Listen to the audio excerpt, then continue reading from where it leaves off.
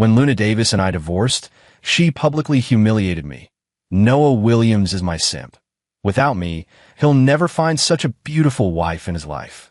Just wait. In less than 3 months, he'll come crawling back to reconcile with me. But what she didn't expect was that 3 months later, I found a green tea girlfriend. My girlfriend secretly took a photo of me sleeping and posted it to her moments, visible only to Luna Davis. Having such a handsome brother is my pride. When I caught her, she fiddled with her fingers looking guilty. Brother, I love you so much I couldn't help showing off. Luna Davis stormed over angrily to confront her, and she looked grateful, saying, Sister, you're a living bodhisattva. Thank you for letting me have such a great man. Luna Davis slapped her in fury. She immediately called the police, then pitifully called me. Big brother, I'm not hurt, really. I'm just heartbroken that sister is so old and doesn't know the law. I didn't expect that after the divorce I would see Luna Davis again. And, of all places, it would be at the police station. When she saw me, Luna Davis burst at me angrily. Noah Williams, it's only been 6 months since the divorce, and you already have a new lover. Are you even human? Explain yourself to me, or I will never forgive you. Luna Davis was still as beautiful as before, and just like before, she treated me as her utterly undignified simp. Married to her for 3 years, I gave everything to be good to her, handing over my salary, doing all the housework, unwilling to let her suffer any slight. She, however, only saw me as a tool for making money, threatening me with divorce at the slightest provocation. She was a fan, calling her idol husband every day, while my WeChat contact name for me was roommate. She doesn't work and loves buying luxury goods, spending my entire salary every month. I advised her to be more restrained, and she flew into a rage. If you can't afford to support me after marriage, then what did I marry you for? I ran into trouble at work and didn't get promoted as expected. Instead of comforting me, she looked down on me. Loser. My best friend's husband makes millions of dollars a year. Marrying you was truly a loss. I endured and endured, always hoping she would treat me like she did when we were dating, until I accidentally overheard her complaining to her best friend. If it weren't for his dad having been the principal, I wouldn't have gotten close to him. I didn't expect his dad to have nothing valuable either. If I'd known, I would have found a rich second-generation guy. I'm so beautiful. Him being able to marry me is his luck. Do you expect me to wash, cook, and serve him too? I felt chilled all over, utterly disappointed. She had married me not out of love, but after weighing the pros and cons. She had never cared about me, so she didn't notice my growing coldness. Instead, she became even more extreme, demanding that my parents hand over their monthly pensions to her. Why should those two old people keep so much money? Every family helps their children. If you don't agree, get a divorce. Then get a divorce. This time I didn't compromise. Luna Davis looked at my cold expression, unwilling to believe I would really divorce her. But she wouldn't be outdone either, handing me a divorce agreement that would leave me empty-handed. The house for her, the car for her, and I would pay off the loan in one lump sum. I looked at this nearly robbery-like divorce agreement and signed it without hesitation. In Luna Davis's eyes, this was nothing more than insignificant resistance from me, her bootlicker. Within 3 months, I would be wagging my tail, begging her to forgive me. She never realized that over these 3 years, every time I apologized to her, it wasn't because I was truly wrong. It was simply because I loved her. They say loving someone is like tending a flower. Leaving with nothing was my final support for her. At the police station, faced with Luna Davis's usual nonsense, I glanced at her expressionlessly. I ignored her and turned to walk toward Olivia Smith. Olivia Smith sat in the corner with an innocent look, watching me warily. Brother, I'm sorry, I made your ex-wife angry. I could tell at a glance she was pretending. Men aren't actually stupid. Olivia Smith wasn't as pretty as Luna Davis, but she was very good at playing weak. In these 3 years, I've had enough of Luna Davis's unreasonable tantrums. Especially when I was swamped with work, she would make a huge fuss over small things, threatening divorce at the drop of a hat, leaving me mentally and physically exhausted. Because of that, I actually found Olivia Smith's gentleness perfectly appropriate. It neither made me feel taken advantage of nor require me to spend much effort soothing a woman, so I could focus on my work. Most of the time, I didn't expose Olivia Smith's manipulative, sweet talk. I held her cold little hand and asked softly, Are you feeling unwell anywhere? I'm dizzy. I don't know if my brain was damaged. Olivia Smith looked at me pitifully, then turned to the policeman and asked, "May I request a medical examination for injuries?" Luna Davis, seeing this scene, seemed provoked, crazily rushed over, raised her hand as if to hit Olivia Smith, but I stopped her. Her eyes widened, trembling with anger. "Noah Williams, you're protecting her?" "Brother treats me the best." Olivia Smith, unbothered by the drama, looked at me blissfully and added, "So your ex-wife is that fierce? It's really been hard on you all these years, brother. I could never be that harsh to you." Luna Davis was about to explode, gnashing her teeth as she glared at me and sneered. "Noah Williams, so you like that kind of green tea? Your taste is really lowbrow." Olivia Smith smiled faintly. "But brother would rather leave with nothing than be with the elegant and beautiful Miss Luna. All right, do you want to mediate this or what?" The officer interrupted the two women's argument and asked routinely, "Officer, this woman is the mistress. She destroyed my family. It's only right that I hit her." Luna Davis shouted. I frowned and couldn't help saying, "Don't talk nonsense." I started seeing Olivia Smith only after the divorce. The officer also said, "No matter who she is, it's wrong for you to hit someone." But how could Luna Davis think hitting people is wrong? When she was angry, she often scratched me until my whole body was covered in blood marks. With the disparity in strength between a man and a woman, I was afraid of hurting her, so I never fought back. She was used to being arrogant, and had assumed that when Olivia Smith saw how beautiful she was, she'd feel ashamed and obediently leave me. Unexpectedly, Olivia Smith wasn't the type to suffer losses. She sent her straight to the police station. The officer looked at Olivia Smith and asked sternly, "You're the victim. What are your demands?" "I don't know if I've suffered internal injuries. I demand a full body check, and Luna Davis should be responsible for the cost," Olivia Smith said plaintively. The officer nodded, and Luna Davis snorted. "Ridiculous, are you crazy poor? If I slap you one more time, I'll pay for 10 physical exams. And I demand that Luna Davis apologize to me," Olivia Smith continued. "You've got to be kidding," Luna Davis said disdainfully. The officer looked at Luna Davis and said, "Assaulting someone is punishable by detention of more than 5 days, but less than 10 days, and a fine of between $200 and $500. If you can obtain the victim's forgiveness, detention may be avoided." Luna Davis's eyes widened at this. After thinking it over reluctantly, she said to Olivia Smith, "I'm sorry. Sorry, I don't accept," Olivia Smith said with a grin. "You?" Luna Davis glared at Olivia Smith angrily and said, "Bitch, are you messing with me? Firstly, I'm not sure whether I was injured. Secondly, even if my body is fine, you hitting me and falsely accusing me of being the other woman has caused me indelible psychological harm. I'll go to the hospital for a checkup first. You stay at the police station." Olivia Smith said this, and after getting the police's permission, she was about to leave the station. I followed behind Olivia Smith. Luna Davis glared at me resentfully and shouted, "Noah Williams, can't you tell she's deliberately trying to hurt me? Miss Luna, if you hadn't hit me, how would you have been detained? You don't think everyone is like your brother, letting you hit and abuse them, do you?" Olivia Smith said earnestly, "Shut up. Noah Williams, say something. Can you bear to watch me be detained?" A flash of tears passed through Luna Davis's eyes, as if she couldn't believe I would take Olivia Smith's side. After all, ever since we started dating, I've spoiled her without any limits. Even when she was being unreasonable, throwing tantrums and laying hands on me, I always put up with it, soothing her gently. I was silent for a moment, then said, "Luna Davis, we are divorced." Luna Davis froze. She always had the word divorce on her lips, more casually than talking about food. Now it seemed she realized the true meaning of divorce for the first time. I also found it ridiculous, the way she looked so shocked, as if I were that important to her. She prides herself on being young and pretty, that marrying me was a loss for her. Now that she cut her losses in time, what is there to be dissatisfied about? After leaving the police station, Olivia Smith surveyed my expression and asked softly, "Brother, I had your ex-wife taken to the police station. Will you be angry? If you feel sorry for her, I can choose not to press charges." I looked at her anxious expression. This time, she wasn't pretending. She truly believed I would feel sorry for Luna Davis. Olivia Smith was my high school classmate. My image as a henpecked husband had long been cemented. Some classmates even whispered that I had been hexed by Luna Davis. Once at a class reunion, because Luna Davis had drained my bank card. When it came time to pay, I couldn't even come up with $300 for AA. I was roasted by my classmates that night.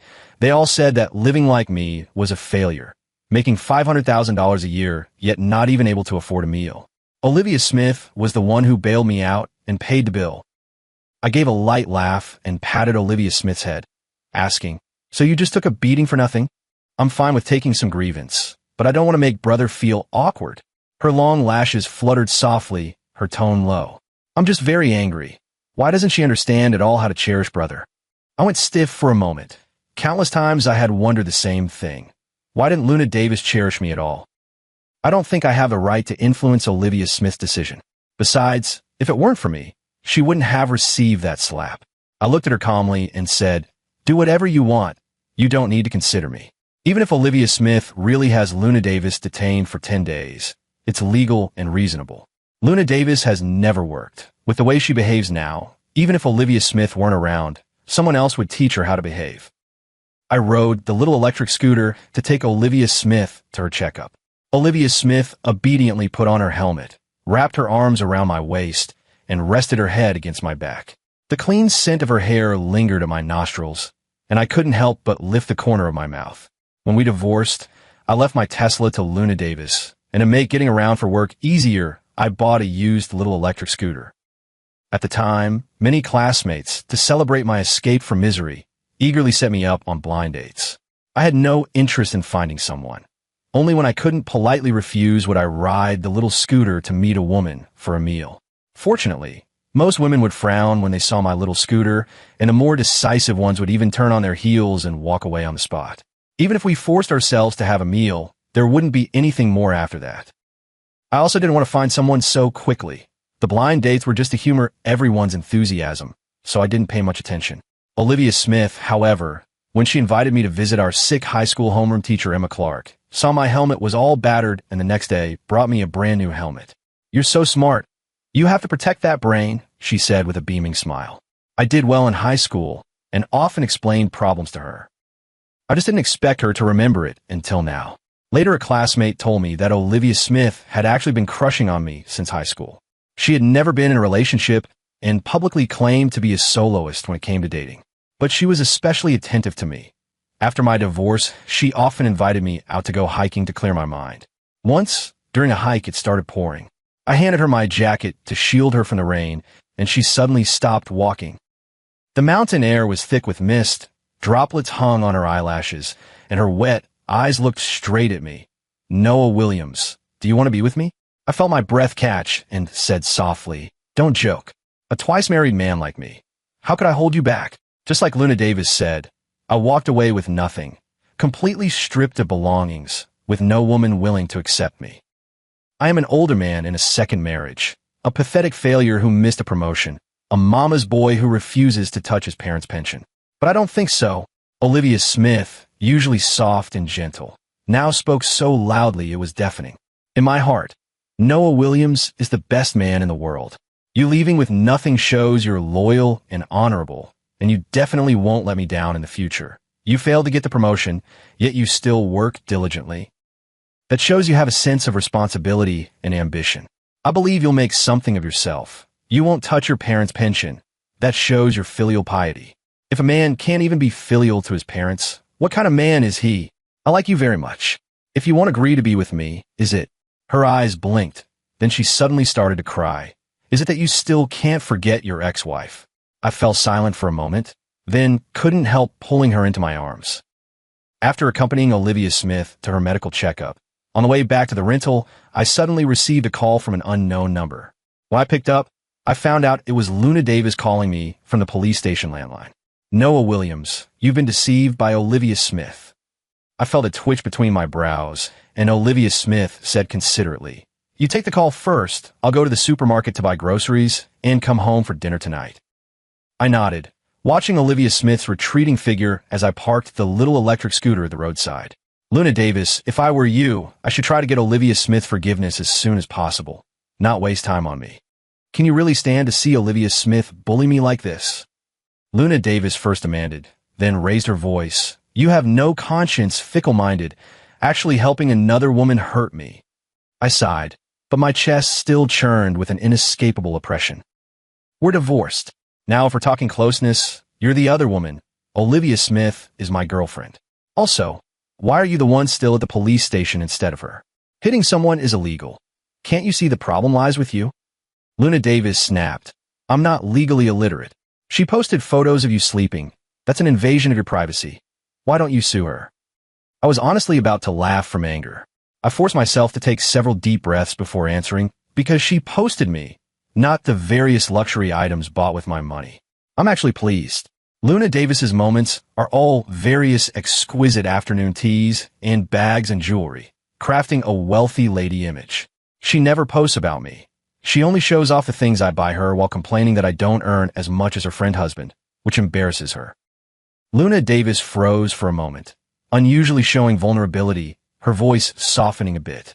Noah Williams, you were deceived by Olivia Smith. She's a complete green tea bitch. You straight men don't understand. But I could see her tricks at a glance. She's just pretending to be weak to win your sympathy.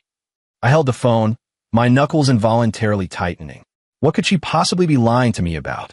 On the other end of the line, Luna Davis was silent. When we divorced, she took the house and the car, and the salary I handed over every month was squandered by her. After getting together with Olivia Smith, my heart pounded as I led her into my rented apartment.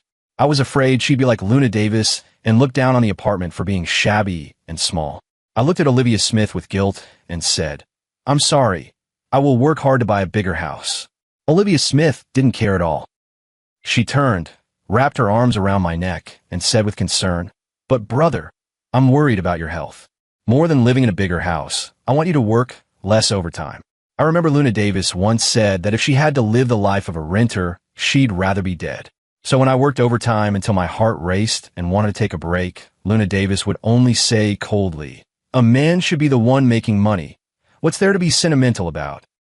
But Olivia Smith said she hoped I would take care of my body and live longer so we could grow old together.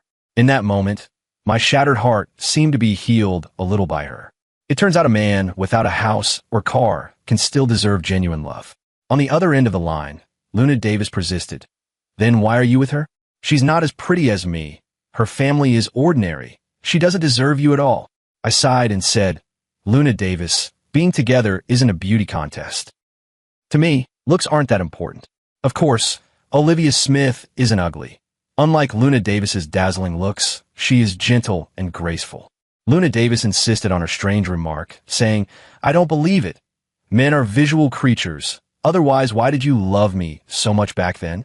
I cleared my throat and asked, You call me just a badmouth Olivia Smith? I'm just worried about you. I couldn't help but find it amusing that Luna Davis would be worried about me. She blamed me for not being able to buy the luxury items she wanted and forced me to work 2 jobs, never worrying whether I might die from overwork. After I worked overnight, she forced me to accompany her shopping and never cared whether my health could take it. When she and her girlfriends complained that I was her simp, her tool for making money, they never worried whether I would be hurt. Now that we're divorced, she actually says she's worried about me.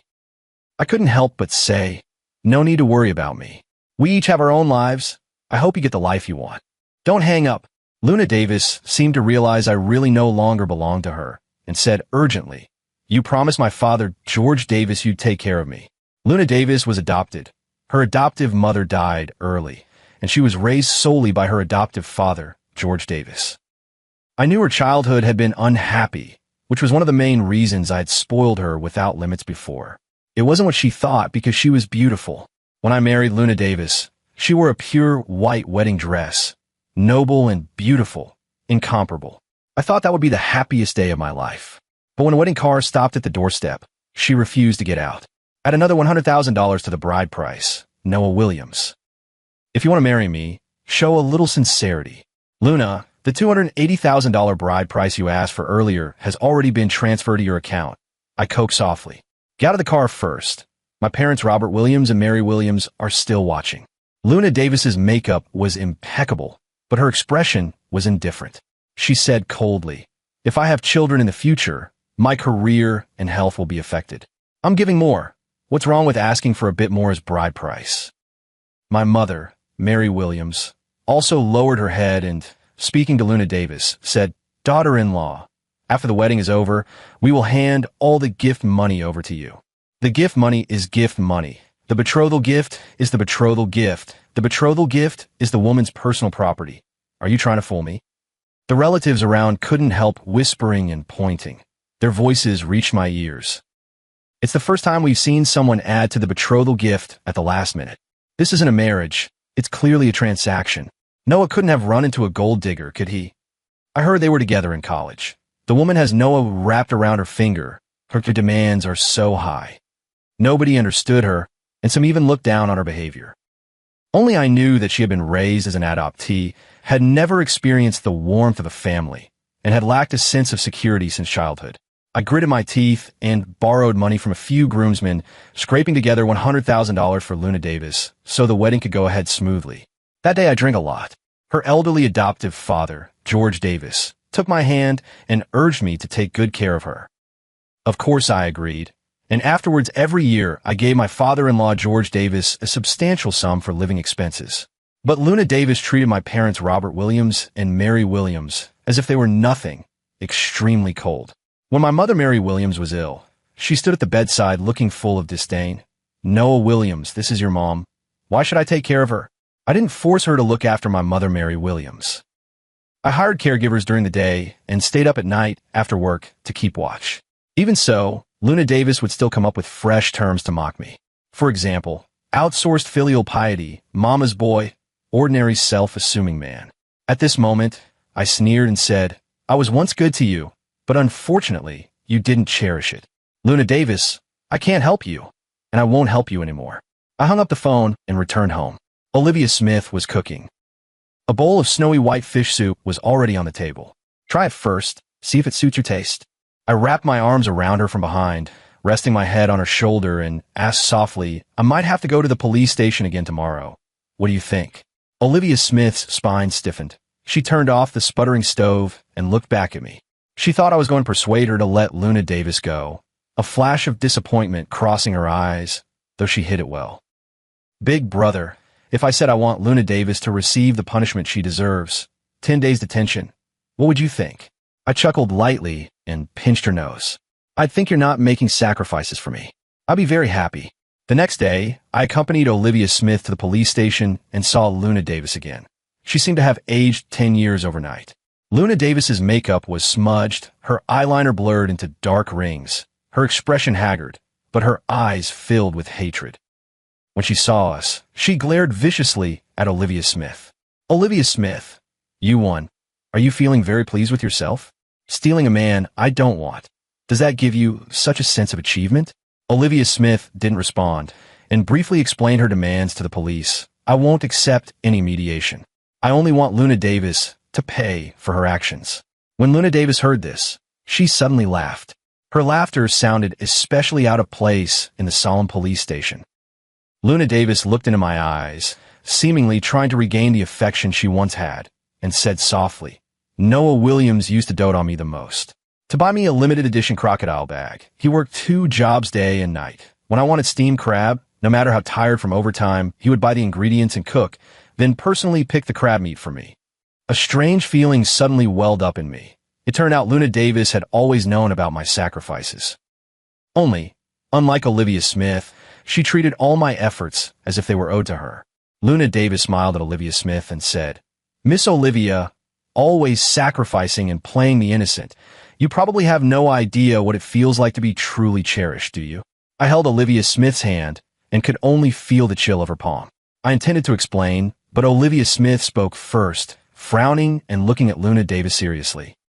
If your brother treats you so well, then why do you keep insisting on getting a divorce? Do you really love him? If you love him, how could you bear to let him run himself ragged for you? At least I couldn't. I only want him to be happy. I believe my brother won't let me lose. I had originally worried that with Luna Davis making a scene like this, Olivia Smith would be sulking with me, but I didn't expect her to think this way.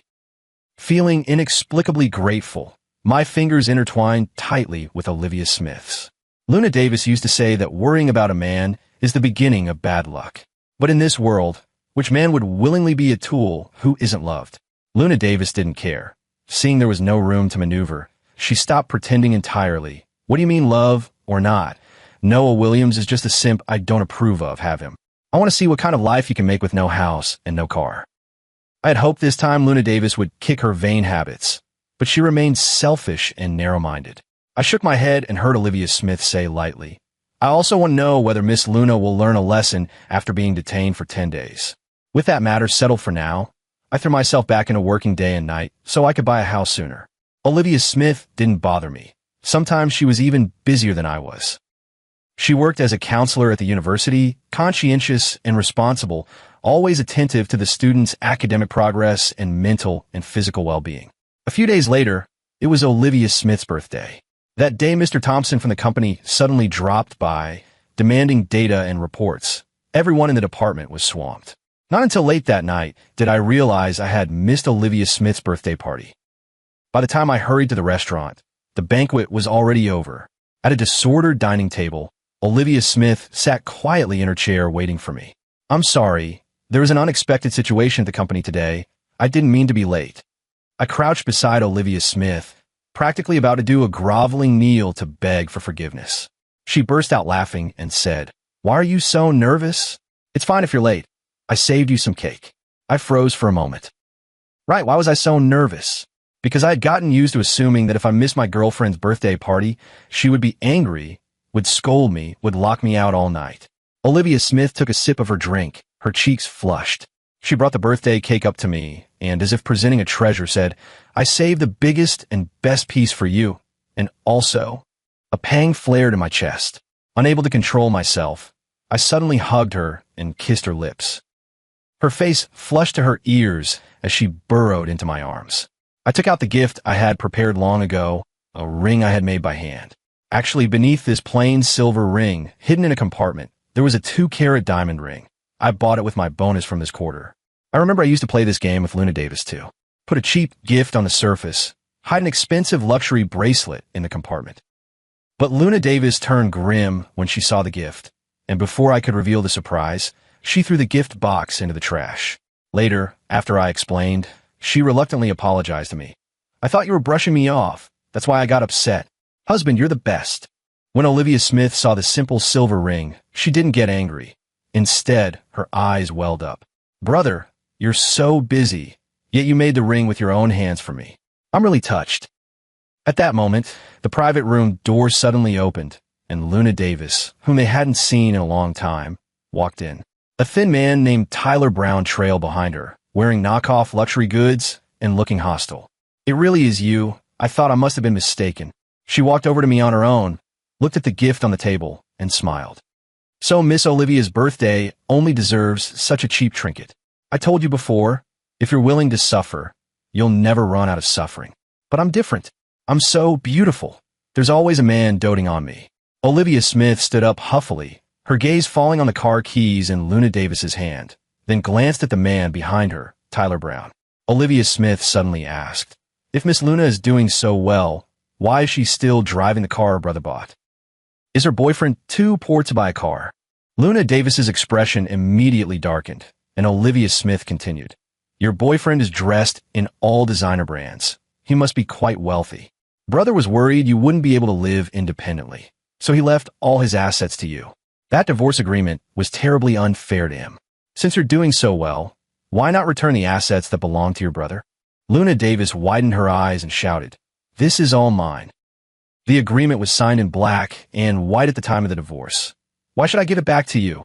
Olivia Smith rubbed her forehead and uttered a no, saying, Then it seems Miss Luna isn't doing so well either.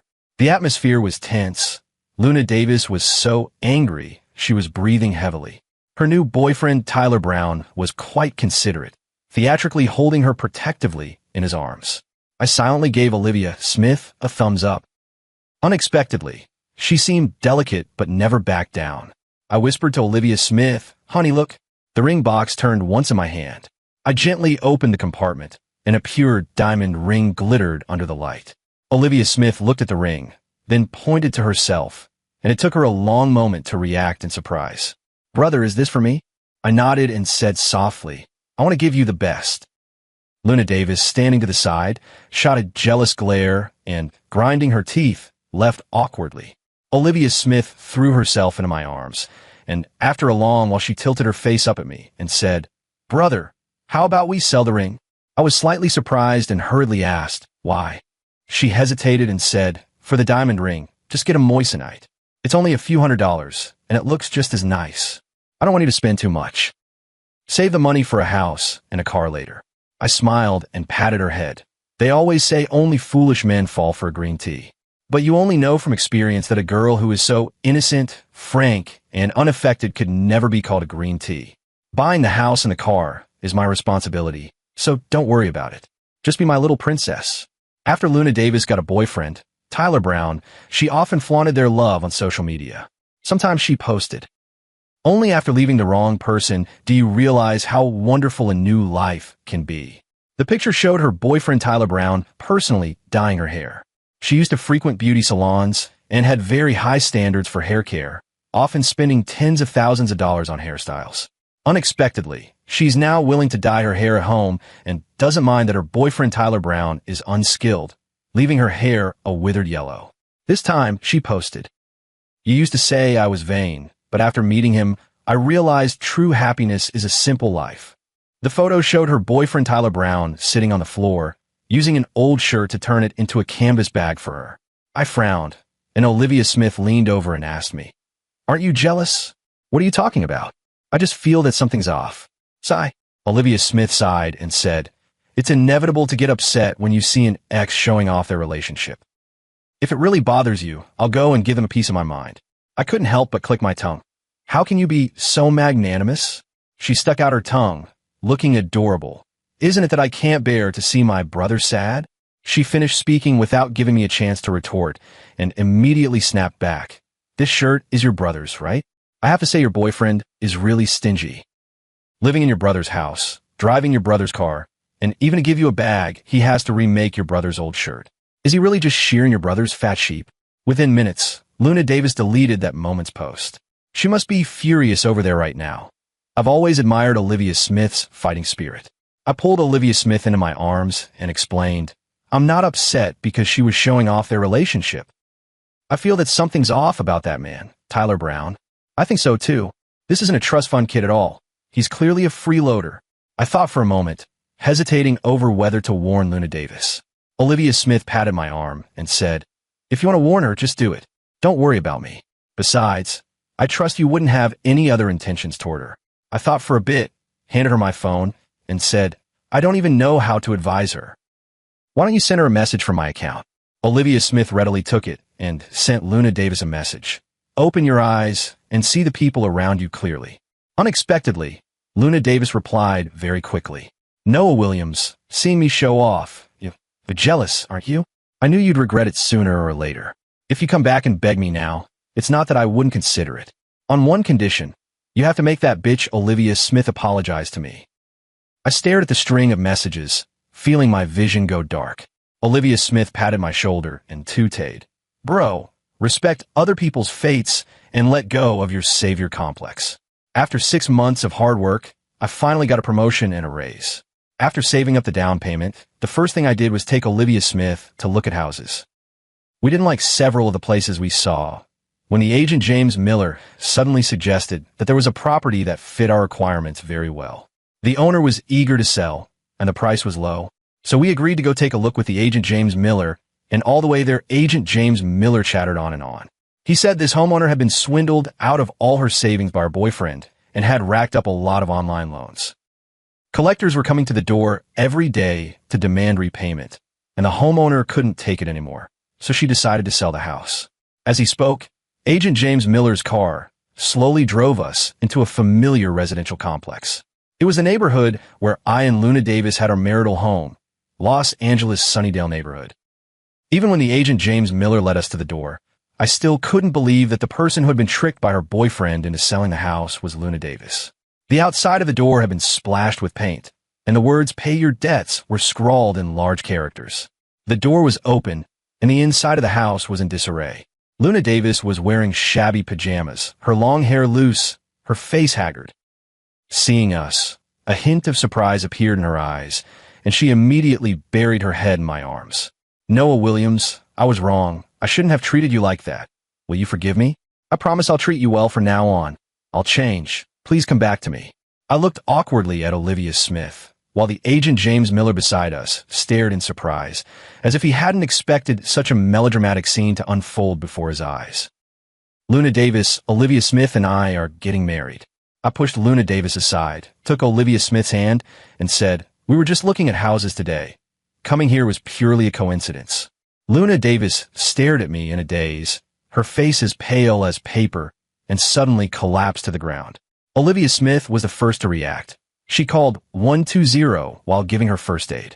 After quite a bit of fuss, Luna Davis finally woke up slowly in the hospital. The doctor said she had been worrying too much and hadn't eaten properly. Low blood sugar caused her to faint. Olivia Smith put away her former hostility and specially bought a nourishing soup to bring to the ward. "So that's how you seduced Noah Williams," Luna Davis snorted contemptuously. "Don't say that." I hurriedly interrupted her. Olivia Smith, however, didn't take it seriously and said, "Noah Williams and I talked it over. We can fund you to hire a lawyer so that scumbag Tyler Brown spits out all the money he cheated you out of. But," she paused, then said, "this is as far as we can go. Anything more, like lay a hand on Noah Williams, don't even think about it. He's my husband." Luna Davis gave a weak smile, looked out the window, and tears silently rolled down her cheeks. Later, when I married Olivia Smith, we received a congratulatory gift that Luna Davis had sent through someone. It was a car key and $100,000 in cash. The car was the Tesla I had left her back then. The cash was the money she had originally used to hire a lawyer. I heard that although Luna Davis won that lawsuit, the money had already been squandered by her conman boyfriend Tyler Brown. She sold the house, returned to her adoptive father George Davis, found a new job, and step-by-step tried to rebuild her life. Olivia Smith smiled and asked me, "Now that Luna Davis has reinvented herself, do you feel any regret? If she had changed earlier, maybe you wouldn't have divorced." I shook my head and said, "Maybe she was a lesson in my life. Because of her, I now cherish the present even more." There were countless nights when I suffer alone, wondering why I worked so hard yet she never learned to appreciate it. Later I realized that accompanying someone as they grow is itself a painful thing. And it was precisely for that reason that I came to understand how precious Olivia Smith is, she who quietly admired me and tolerated me all along. I took Olivia Smith's hand and walked with her into the hall of marriage.